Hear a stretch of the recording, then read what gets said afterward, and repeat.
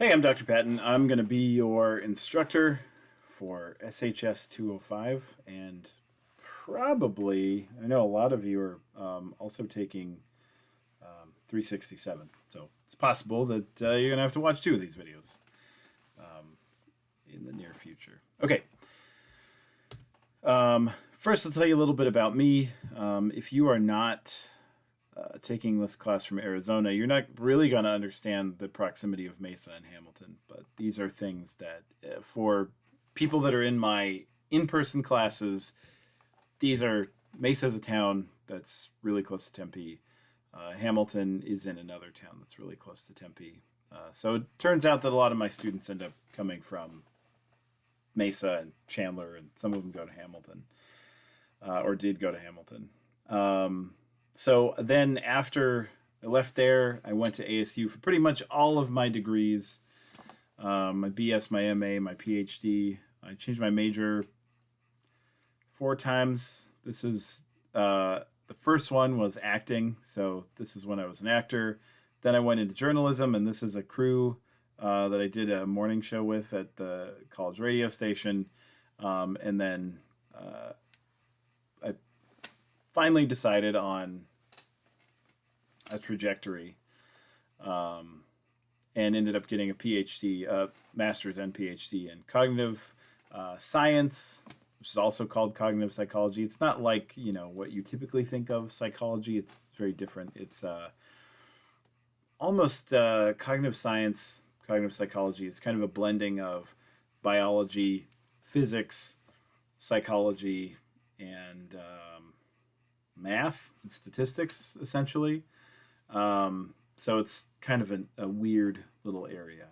My specialty there was auditory and visual perception, and I think obviously the auditory perception is, you can see the link between that and speech and hearing. In fact, a lot of the original people, when the speech and hearing degree here at ASU and also at other universities was becoming a thing, a lot of the first professors in the field were actually cognitive psychologists. The research that we do in cognitive psychology and speech and hearing, it's all pretty much the same stuff. It's just that speech and hearing, we're focusing specifically on speech and hearing. In cognitive psychology, you kind of focus also on memory and other things like that. So if you are taking 367 with me, that is much more of the type of cognitive psychology type of class. So I think you'll get that kind of cognitive psychology feel there. This class is much more rooted in communication. So even a little bit less of auditory science. We're like hardcore research in auditory science of like just how the ear is working or just what happens with speech. We're looking a little bit more broadly at some of the disorders that can occur that affect communication. I'm also a runner. That's what this last picture here is in the middle. This was at like the last run that I could go to about 18 months ago now. Well, it's probably like 2 years ago. The last in-person run. It was one of those cool like obstacle runs, and I got addicted to those, and then a pandemic happened, and so now I have to, if I want to do that, I have to like dig holes in my yard, which I haven't done yet, but we'll see. Okay, so I want to talk a little bit about some of my research, just to kind of give you an idea of what I do academically. So one of the most fun, well, these are all actually really fun. I totally cherry picked the most fun things that I do. But I've been looking at swear words recently. This graph that you see here, which my face is in front of. Stupid face. There we go. What you're looking at here is a graph of vowel phonemes, so like e, oo, that kind of thing. Vowel phoneme usage in swear words. Swear words are in the dark bar, and regular words, a random subset of regular American words, that's the light bar here. What we noticed was that there's actually an interesting difference between the usage rates in swear words and non-swear words. So for some things like and there's not much of a difference. You can see these here. These bars are pretty close to each other. There's not a whole lot of a difference. But here's the phoneme And the phoneme is used a lot more in swear words than it is in just regular random words. You can probably think of a couple swear words that use and then over here we've also got e, and actually that goes the other way. E is not used very often in swear words, but it is used quite a bit in just regular words, the sound E. In fact, this bar doesn't completely tell the whole story. This is just one word that we found E in.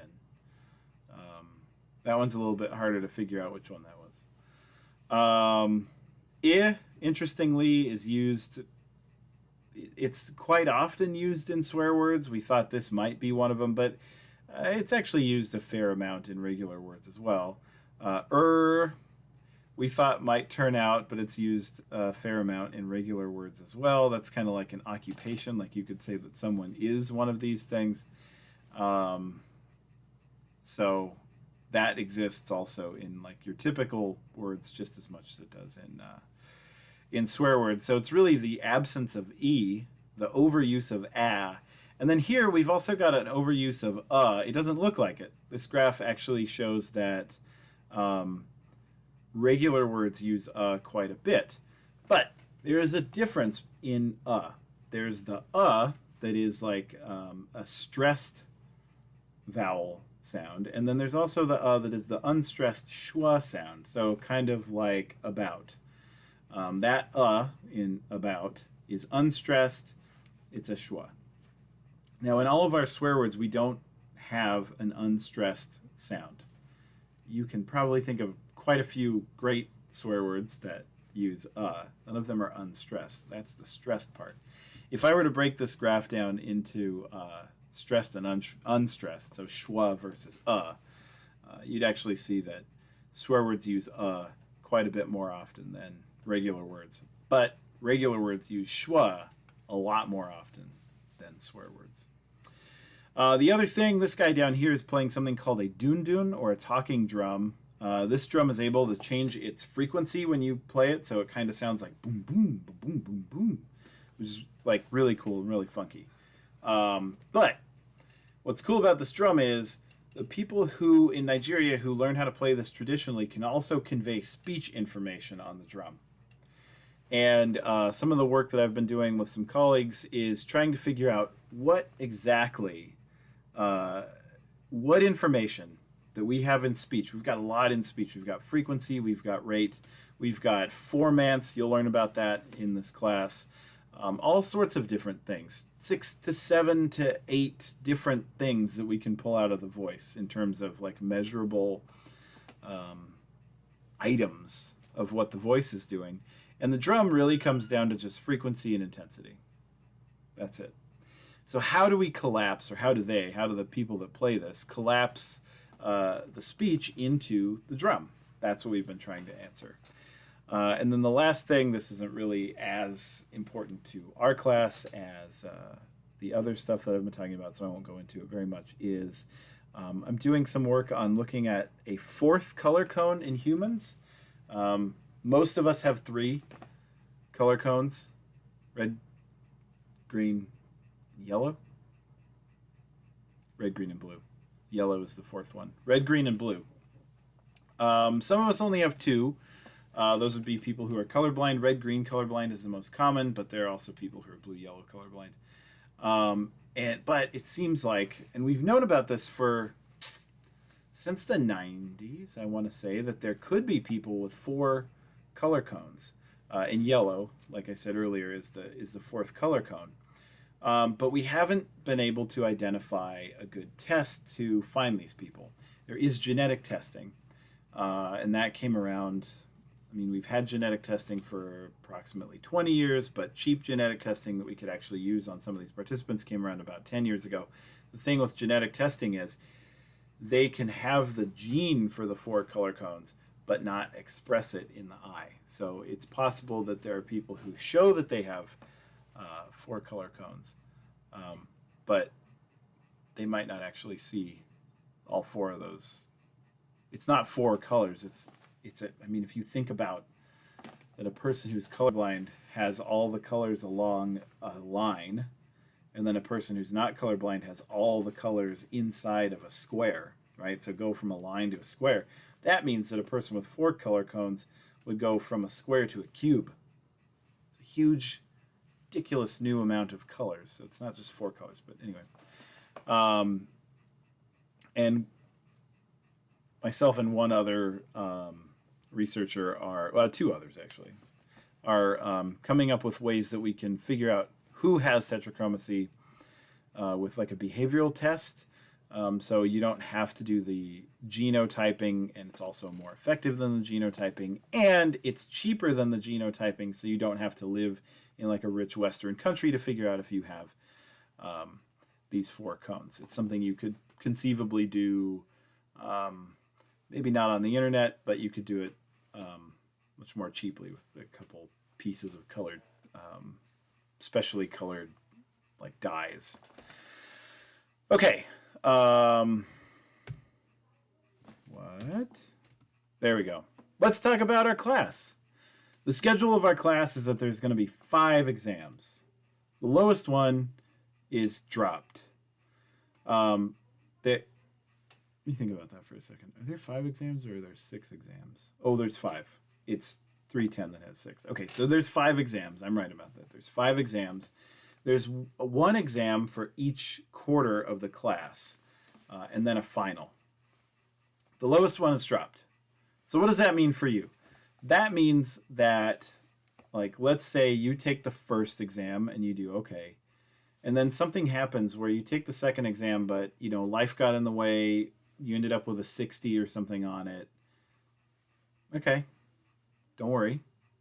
You take the third exam, you do okay. You take the fourth exam, okay. You take the 5th exam, the final, and you do okay. That means that 60 goes away. What if you don't have that problem? Well, if you take all 4 of these and you do really well on all those, then that means that the final, it doesn't really matter what you do, it's going to be dropped. If it was a 0, it would still get dropped and you'd still get the grade here. So if you do really well on all 4 of those, you could conceivably not take the final and it wouldn't count against you. So it's kind of your safety net. You've got like a 1 exam safety net, essentially. If you screw up, it's cool. You can come back from it. If you don't screw up, you kind of get a present at the end and you don't have to take the final. And the other thing is you could take the final and just see if you got 100 on it and, you know, not necessarily have to study for it. If you did well, just like see what happens. That's fine too. There's 6 quizzes throughout the class. There's actually 7 because there's a syllabus quiz, but so there's 6 actual content quizzes and then 1 quiz over this video and the syllabus that accompanies this. You get 2 attempts for each of those. And what I want you to do when you take that is, I want you to, on your first attempt, it's closed book. Like, I'm not going to know because for the quizzes, there's no respondus monitor. Oh, let me go back really quickly. For the exams, those are closed book, and you have to have the respondus monitor enabled. So the camera's on, and you know they'll be watching. You have to do a room check and stuff like that. So no cheating. The quizzes, though, none of that. You don't have to have your camera on or anything like that. If you want to use your book the first time, you can, but I strongly suggest that you don't on the first time through.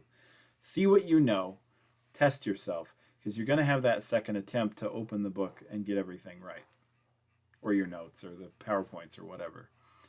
On the second attempt, after you've taken the first one, like it'll tell you which questions you got wrong and which you got right. So you know what you know and you know what you don't know. So this should help get you ready for your exam. Okay, and then the last thing is there are 3 homeworks that you have to do as well. There are 2 written papers and 1 final presentation. The first written paper is short. It's just kind of like you're getting you to think about the road to graduate school. I know that you guys are kind of at the start of your college career here, but you are heading towards, you're in a major that you need to, if you're going to be an SLP or an SLPA, there's some classes that you take beyond. So you've got to kind of be thinking about that to get there. If you're an AUD, there's also classes that you have to take. If you want to go into PhD and do research, again, more classes that you have to take. So there are steps beyond this, and it's good to start thinking about that now. The second written paper and the final presentation are, people seem to think that they're fun, which is good. I'm glad that people think that.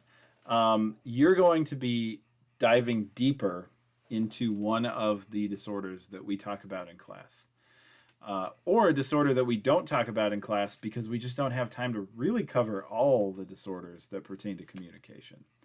So for instance, one of the things that we don't talk about in here is misophonia. But a lot of people have wanted to cover that in their final projects because it is really interesting, and that's cool.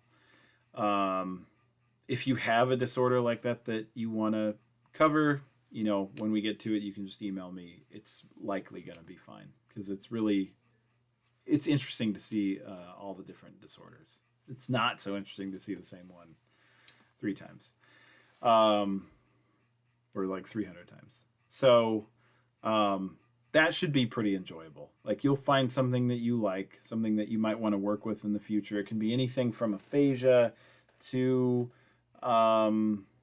autism to stuttering to, all these different things. So we'll talk more about that as we get into it. There's probably going to be some extra credit that you can actually take part in, some studies that you can do. If there are no extra credit studies, don't really know what the extra credit is going to be like this semester. Last semester, when labs were shut down, there weren't a lot of online extra credit either, like online studies. So with coronavirus kind of ramping back up, it is possible that we might be in that again.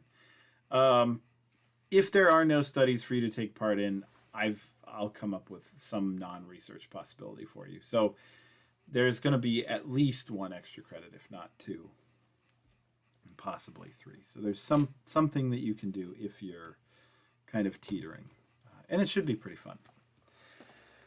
Okay, so one thing that I want to point out is the DRC. Well, it's actually called SAILS now, which I don't know what that stands for. But the DRC used to stand for the Disability Resources Center, and you should look for accommodations if you think that you need them. This is the whole point of this slide. A lot of things you kind of already know. There's a lot of disorders that you might know that you need DRC accommodation for. So let's say you're hard of hearing, you probably already know that you should go talk to SAILS. And they can help you with that. They can make sure that all of the videos have closed captions, and if you are legally blind or something like that, there are other assistance devices that they can lend out to you. But again, you probably know this already because a lot of these, those are disorders that don't kind of fly under the radar, right? But there are some disorders that do fly under the radar. Dyslexia can be one of those. It is interesting to me that once a year almost, one student in my class realizes that they have dyslexia because they've taken this test through the DRC to kind of assess, their problem. Like they've maybe always had a problem reading, maybe they're a slow reader or something like that. Things get jumbled, and it turns out they have dyslexia. They've gone all the way into college without knowing it. Well, this could be you. Contact SAILS, and they can assess that for you. Test anxiety, auditory processing disorder, all of these things kind of fly under the radar. So it never hurts to find out, right? If you don't qualify for accommodations with any of these things, nobody knows. I don't even know. Just the person who tests you is going to know, and you're never going to see them again. So it doesn't hurt you. And if you do qualify, I mean, that could be the difference between succeeding in college and not. So if you think that there might be something, this is the time to check it out. And they can do all this online. I know you're online students, so they can assess this all online. Okay. Oh yeah, this is a very diversity positive class. I come from a diverse background. I'm part Mexican and then part a whole bunch of white things, like Swedish and Irish and Welsh and et cetera, et cetera. I'm also on the SHS Jedi Council for both curriculum, which is stuff, like for classes, pertains to what you guys do, and then also hiring practices, so for things, hiring other faculty and staff of color and stuff like that.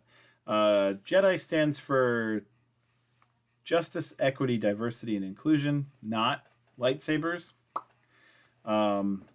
This is me right there in the Jedi Council. Just kidding. This is a stupid joke. So I'm totally for equitable treatment for everyone. Like if you need, again, like I was saying with sales, if there's accommodations that you need to do well in here, then that's good. Of course, I'm not going to give you the answers to the test or something, but so not those kind of accommodations. But the other problem with this is there's not a whole lot of diverse topics in this class. It's entirely possible this is the only time we're going to talk about this. So the reason I put it in here is I don't want you to think that I'm overlooking this. It's just that when we're talking about communication disorders, it's communication disorders. It tends to affect everybody. We talk about occasionally when it doesn't, but it's not often that these kind of issues come up. Okay, so the last thing that I want to talk about is just kind of reiterating like your role and making you feel good and excited about this this journey that you're starting, essentially, right? So like we're health professionals and scientists, everybody in here now. Like you're on your way to becoming a speech and hearing sciences professional. I'm a scientist and a professor, and so we're all health professionals and scientists. SLPAs and SLPs are medically adjacent professionals. That means you're not necessarily like a doctor or a nurse, but you do work right with them, and you do work in the healthcare field, mostly, or you can. AUDs, you're either medically adjacent or you are medical professionals. The different places consider you different things, but you are a doctor of audiology. And then PhDs are scientists. We're not necessarily medical professionals. Some of us are. I'm not. But I am a scientist. I do research, but not, like in a hospital. But others can be scientists too. That's not to say that you have to only to have a PhD to do science. Anyone can. SLPAs, SLPs, AUDs. Anybody at home. There's websites where kids or just people sitting on their couch can do citizen science at home. So it's really a process, and kind of having respect for the idea of science and the process of science that makes you a scientist. I've just gone to school for an ungodly amount of time to do science. So as such, as scientists, as health professionals, we have a responsibility to educate ourselves on true health information, real actual information, and promote both healthy behavior and science-based practices. And so, I mean, it's probably not a secret, why I'm bringing this up. Like we're still in the middle of a global health crisis, right? It kind of looked like we had a handle on it. We don't. And we're still plagued by anti-intellectualism and misinformation. I mean, people are always taking their, well, my neighbor said this, and that counts just as much as a person who's gone to school for 7 years and then has worked for the CDC for 20, right? Which it shouldn't. Your neighbor's opinion on a matter that person who's gone to school forever is an expert in shouldn't outweigh that. if it was building, like fixing a car, and your neighbor is a mechanic, then of course listen to the neighbor. But again, that's an expert. That's seeking out expert advice on the thing that they're an expert in. And in some cases, there've been a couple things that have proven this, that in some cases there's foreign disinformation that are propping up some of these incorrect, false misinformation things. We don't need to get too far into that. It's a whole rabbit hole that you can look up on your own. It doesn't make you feel good about the state of the world. But there are some things that we do need to talk about in relation to that, some myths and some bullshit. And the first one of those is that scientists are not objective. You've probably heard this. Scientists have a bias. It's actually not necessarily a myth. It is true. In fact, as a scientist, we're taught that everyone has a bias. You can't get away from it. I mean, we always want our ideas to be right as scientists. We come up with hypotheses and we're like, this is it. I know what it is. It's going to be this way. And this is true not just, like with what we're talking about. It's not just true that like scientists have this idea of how science is and other people don't agree with it. There are people that within science, somebody has an idea about how a study is going to go, and somebody else has an idea that it's going to go the other way. The point here is that we're trained to know this, and we have to set up our studies, and we do set up our studies to account for that bias, to cut that bias out. It doesn't matter how true I think something is going to be or how much I want something to be true. The way that we set up our studies, and these studies are peer-reviewed, don't allow the bias to come through into the data. For instance, I have a business that I do on the side, a data consulting business, so I consult on how studies should be put together. I do data analysis, statistical analysis for companies and other people and stuff like that. And one thing I was looking at was global gun violence data.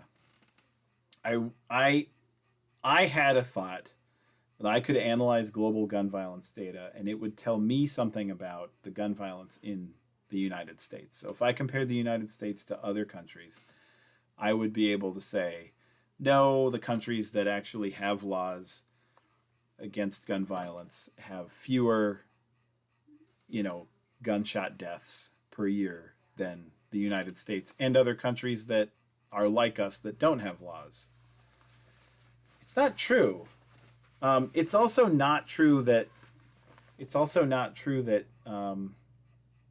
that the gun laws make it safer, that not having gun laws make it safer here in the United States. What actually is true is that the United States is such a ridiculous outlier that you can't learn anything from global gun violence data. There's no amount of comparing the U.S. to other countries that's going to prove anything one way or the other, because we're too much of an outlier. So, in this case, it ended up not being the way that I thought it was going to go. The analysis that I did kind of went against a bunch of what people who I believe kind of think and are fighting for. It doesn't really go against it. It doesn't support it. And that's also true for like the other side. They say the opposite. And my analysis shows that it doesn't. You cannot learn anything. It's too much of an outlier. The United States is just too weird. It's bad data. You can't learn anything. So it doesn't matter how much I wanted it to be true. It wasn't. And that is something that I have to accept. The other thing is that science is a cycle. We are always revising our finding with replications. So someone will do a study and we have to say how the study is done exactly so that someone else who either does agree with you and wants to show the same result, or who doesn't agree with you and wants to see if you did something wrong, can replicate that study again. We do new studies that are like slight modifications on those ideas, or we try out new ideas to see if they account for something better than the old idea. So that's how science is a cycle. When you see something, Like if you think back to the beginning of the pandemic over a year ago in March of 2020, scientists were saying like, don't take ibuprofen because we think that when people take ibuprofen, it actually makes them more susceptible to coronavirus. And then a few months later, nah, never mind. You can take ibuprofen. It's fine. Or if you remember that at first they were saying take vitamin C, and then they were saying it actually doesn't do anything. You don't need to take vitamin C. Some people see that as scientists not knowing what they're talking about. That's not true. That is actually evidence of science working. There's some data that shows that there might be a correlation between ibuprofen and susceptibility to coronavirus. There's some data that shows there might be a correlation between vitamin C and not getting coronavirus. With more and more and more research going into that, what we find out is it's actually a lifestyle thing with the vitamin C. The people who were concerned about coronavirus and other flu symptoms that were taking vitamin C were actually taking other measures to protect themselves. That's why they didn't get it. The ibuprofen, kind of a fluke. It just didn't end up being replicable. And so this is evidence of science working. This is true for the second round of things that we're going through right now. We thought that the vaccine was really effective, and it was against the primary strain. Now with the Delta variant taking over, it's actually not as effective against the Delta variant as we thought. That doesn't mean the vaccine isn't effective, it's just not as effective as we thought it was. And that's why the very day that I'm recording this, the CDC is putting together a panel to talk about booster shots or something like that to help be more effective against the Delta variant. But again, this is evidence of science working. This is evidence that people are doing their jobs and digging into things. Keep in mind, there's all this stuff going on in the world, and the scientists are trying to figure out the truth. They're trying to search and dig for the truth. And sometimes you find a thing that looks like it might be gold, and as you dig further into it, it's not. That doesn't mean that we don't know what we're looking for. It means that we're continually refining what's actually there. So the whole point here is that we have to have testable, falsifiable hypotheses. It's the only way to find out the truth, and it's the only way to advance society. And following scientific principles is the only way to do that. And again, testable and falsifiable. Doesn't matter what your feelings are, because if you come up with a testable, falsifiable hypothesis, it's tested, it's falsified, and your feelings on the matter, what you think are going to happen, like me and the gun violence data, it doesn't matter. The evidence comes out however it's going to come out. Okay, myth number 2 is that you can lie with statistics, basically. There's a quote, sometimes attributed to Mark Twain. I don't actually know if he said it, though, but that there are lies, damn lies. The 3 types of lies are lies, damn lies, and statistics. So the myth is that you can lie with statistics. The myth is that you can make statistics be any way you want and show that something is effective or not. Again, this one actually is true. It's not a myth that you can lie with statistics. You can lie with statistics. But again, just like the other one, the experts are trained to look for the ways that you could be lying with this. So this is another one of these things. Until you get further on in your career, you're not going to have, I think, the statistics class to maybe know these. But there are certain things like p-value corrections. So you're looking for a 0.05, if you remember from your statistics class. Anything less than 0.05 is significant. If you do multiple comparisons, though, then you have to account for the fact that multiple comparisons can inflate the chance of you finding something that's less than 0.05. So then what you have to do is divide that 0.05 by the number of different tests you're doing. The way that someone would lie with statistics is by not dividing by the number of tests that they're doing. But when you have somebody like me who is looking over these statistical tests, they get really nitpicky about statistics. Again, it doesn't matter what the paper is showing, the statistics have to be done correctly. And then we'll say, like, you have to do this correction. So it doesn't matter if you know the rules necessarily. You have to trust that people who are really, really, really, really annoying, like me, know the rules. And we're the ones who do the peer reviewing. This is why you're always looking for peer-reviewed journals, because then you get, again, annoying people like me who will say, your data isn't done right. Go back and redo it. And then people have to go back and redo their data because we get all complaining about it. So peer-reviewed studies are the way that you can trust that what you're seeing, the statistics that you're seeing, are not lies. Looking at something like in the news, in magazines, on Facebook, things even on ResearchGate that are preprints that haven't gone through the peer review process, self-published books, memes on Reddit, they're all suspicious because no, there hasn't been a peer review process. You haven't gone through the annoying people who are checking your data to make sure that it's done right. You have to go through that step to make sure that the data is supported.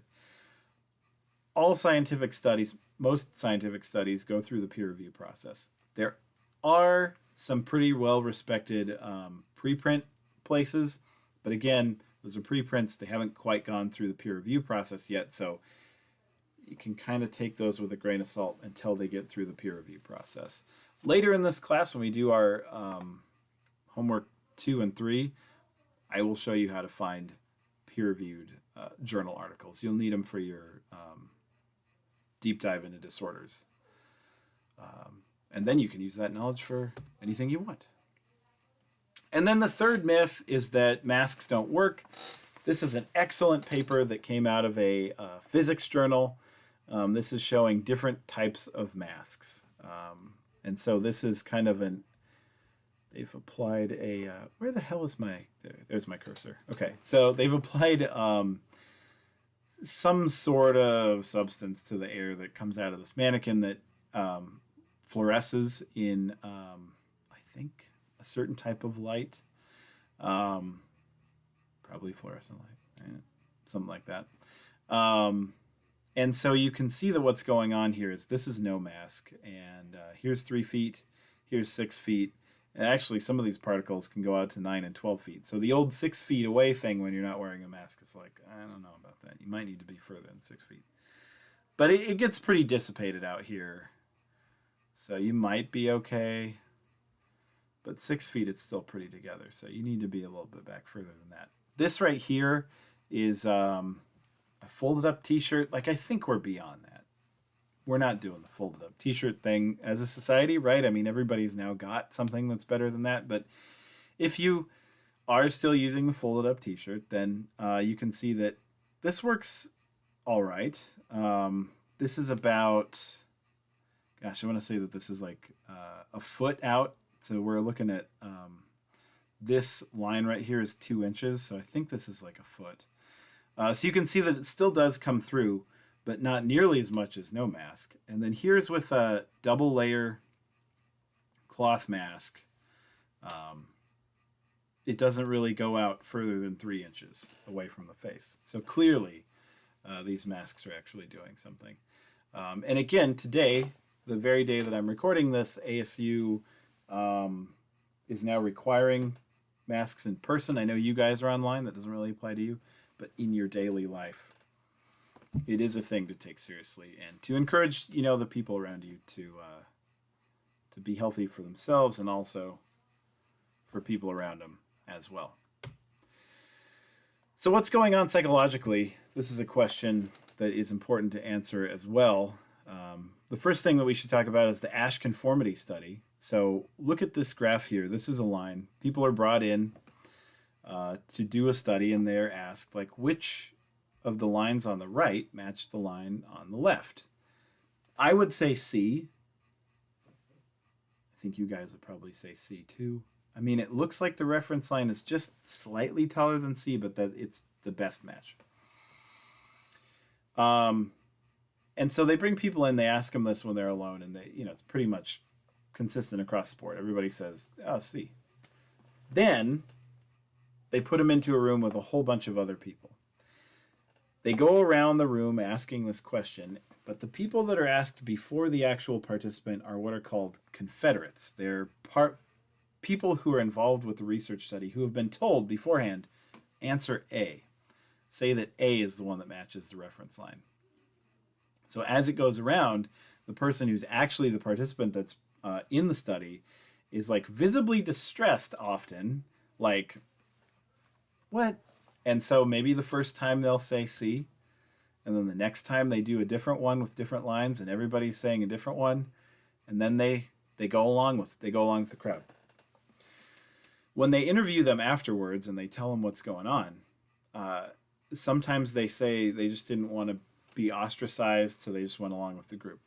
Some of them actually perceived the shorter line as being longer. So somehow the A, B, and C that they saw over here all stretched out, like mentally, to the point that A, to them, looked like it matched the reference line, and that B and C were way longer. Crazy, right? I mean, I understand avoiding the ostracism, but the other thing, to somehow trick themselves into seeing it different, that's crazy. There's another study that is also important to know for this, which is the Milgram obedience study. Participants were brought in and they were told to shock a person every time they got a question, a different person, every time they got a question wrong. The person who was telling the participant to shock the person was a Confederate, part of the research team, and the person who was being shocked was actually not being shocked. They were just an actor, another Confederate. The whole study was how much would the actual participant flip these switches, which didn't actually do anything, to shock this other person. And surprisingly, most of them flipped all of the switches to the point where the person is yelling about, the actor, remember, is yelling about their heart, but the person next to them says, you have to shock him, keep shocking him. And they do. And then they stop responding, and they're like, I think this guy's dead. And the person next to him is like, well, no response is a wrong response. Shock him again. And then they like shock him again. People were leaving this study and like having nightmares about this. So they had to shut the study down because they followed the instructions way further than the actual, than Milgram thought they were going to. In both of these cases, the way to avoid falling prey to these biases is to know about them. And you know about them now. You know about the Asch conformity study. You know that people are going to just conform because that's what we do. And now knowing that, you're less likely to do it. Also, the other way to follow someone's instructions, just because they seem to be an authority figure, even though they're doing something you don't agree with, the best way is to know that people do that. And now you know that, so you're less likely to do it. There's a caveat here. One extra thing that I'll tell you about with the Asch conformity study. One of the Confederates was told to always answer correctly. And when that happened, then the actual participant would answer correctly. No matter how many other people answered A, if one Confederate said C, then the actual participant would say C. And a lot of times what they would do is when the Confederate says C, the participant would be like, yeah, C. And they like bond with this person over C. Well, look, here's the thing. We're kind of in this situation where a lot of people are not getting vaccines, not wearing masks and things like this. But if you could be the person, you could be the Confederate who answers correctly. Like by knowing about this, by knowing that, just, do these things, do these healthy procedures, try to save lives, try to do the right thing, you could be showing another person who's thinking the same thing that they should do it too. And so then that could push it on from there, and you could directly be responsible for saving lives in this case and promoting actual healthy behavior as a person who is a health professional does. Okay. Great. This last one about eating the marshmallow, not important. All right. Well, good luck. Take a look at the syllabus, and the syllabus quiz will open for you on the first day of class, which is the 19th. You don't have to take it that day, though. In fact, the syllabus quiz isn't due until the next Sunday. So you have over a week to take it. And then by that time, you'll also have the 2 other quizzes that go along with that week, or one other quiz that'll go along with the actual content for that week. All right. I'll see you in class, and I'm looking forward to working with you this semester.